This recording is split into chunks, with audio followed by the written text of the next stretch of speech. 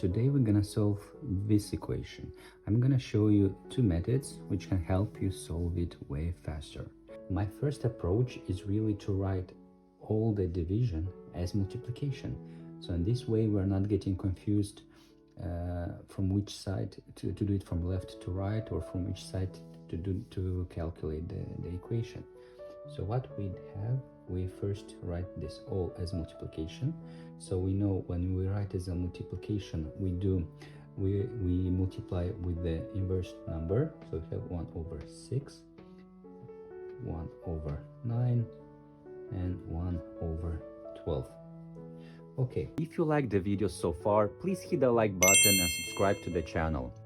So this we can write it as 3 over 6 multiplied by 9 multiplied by 12.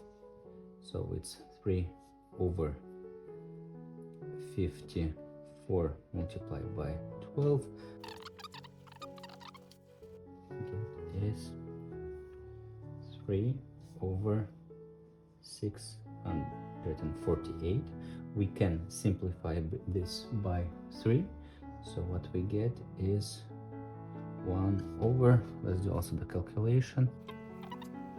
So we have 1 over 216. So this is the first method where we write the division as multiplication. So the second method I would use is really to do the order of operation, where we have the division and we need to do it from left to right. In this case, we have 3 divided by 6. We can write it as 3 over 6 divided by 9 and divided by 12. We can see that as well here. We know the KCF rule, which is 3d6, change the sign and flip the second.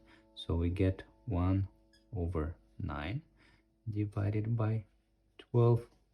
Here we have 3 over 6. We simplify by 3 and we get 1 over 2. We get 1 over 18. Multiply by 1 over 12. And what we get is 1 over 16. Thank you very much guys for watching. Please hit the like button and subscribe for more. Ciao ciao.